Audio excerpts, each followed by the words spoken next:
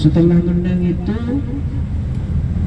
maka atas kekalahan pada saat perang Badar itu, jadi di antara lain yang banyak memenggal lehernya orang kafir Quraisy, Sayyidina Hamzah yang mendapatkan gelar sebagai Asadullahi wa Asadu Rasulullah, singanya Allah, singanya Rasulullah. Beliau Sayyidina Hamzah adalah singa padang pasir, di mana orang kafir Quraisy ketika melihat Sayyidina Hamzah dari kejauhan sudah gemetar, Bu. Ya, sudah gemetar. Itulah salah satu paman Rasulullah yang sangat dicintai oleh Rasulullah Shallallahu Alaihi Wasallam.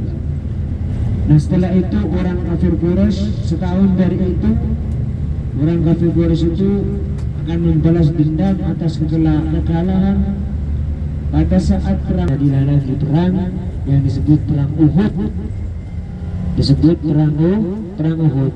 Nah, sebelum perang itu dimulai, Bapak Ibu sekalian, beliau Rasulullah Shallallahu Alaihi Wasallam sampai meninggalkan tempat ini. Kalian jangan sampai turun dari bukit kecil ini sebelum ada perintah dari saya, kata Rasulullah.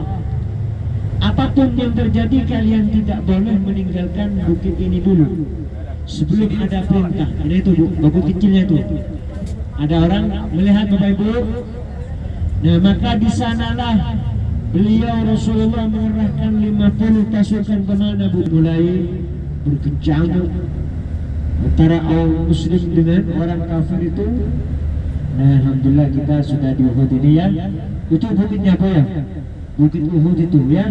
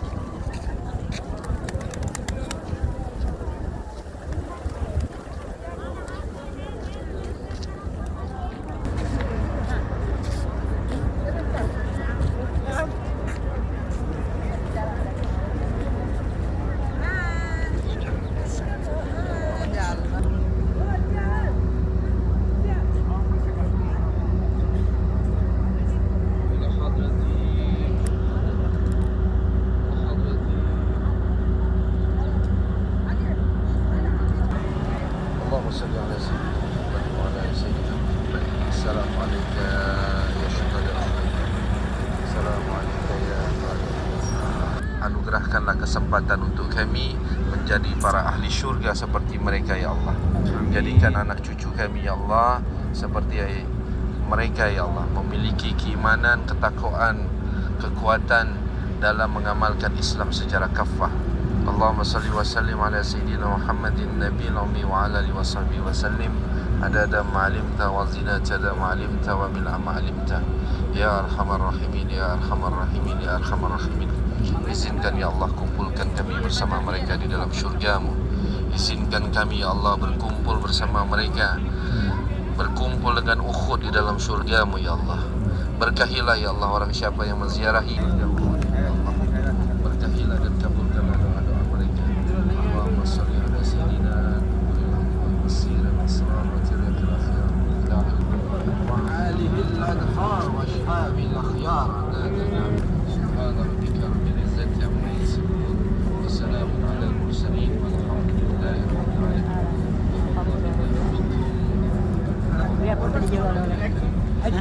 Bapak Ibu sekalian, Jabal Uhud ini, urat gunung Uhud itu berbentuk tulisan Muhammad. Dilihat dari atas, urat tengahnya itu dia berbentuk tulisan Muhammad. Dan gunung ini memang dicintai oleh Rasulullah SAW. Siapa yang mencintai Uhud sampai di sana itu tempat Jabal Uhud. Jabal Uhud namanya. Tempat Rasulullah merintahkan pasukannya bersiap pada saat Rasulullah pada masa itu. Perang pertama itu menang pada dasarnya. Pada saat menang hingga menyudutkan pasukan kaum muslimin. Pada masa itulah kaum muslimin terpuruk dan tersyudut. Rasulullah pun terpaksa mundur pasukannya hingga ke ujung gunung Uhud itu. Disitulah Rasulullah terasa dengan hantaman kerasnya peperangan. Di situ Rasulullah bibirnya pecah, keningnya berdarah, kakinya berdarah, hingga meneteskan darah tuh hampir jatuh tuh. Darah Rasulullah hampir jatuh, ditangkap oleh para sahabat. Ditelan darah Rasulullah itu oleh para sahabat. Gunung Uhud berkata, "Ya Rasulullah, cukup engkau angkat tanganmu, kami akan bumi hanguskan musuh-musuhmu ini." Rasulullah berkata, "Sabarlah Uhud, sabarlah," katanya. "Doaku kusimpan hanya untuk akhirat di umatku nanti." Itulah kisah yang betul. Agama rahmatan lil alamin. Orang kata Islam gak perlu keras-keras. Di zaman Rasulullah Islam itu berperang Bapak Ibu. Semasa Rasulullah hidup terjadi 74 kali peperangan. Rasulullah mengikuti 37 kali peperangan. Jadi memang dahsyat. Setiap apapun yang berlaku kezaliman di atas muka bumi ini, memang harus ditegakkan kalimat Allah supaya terjadi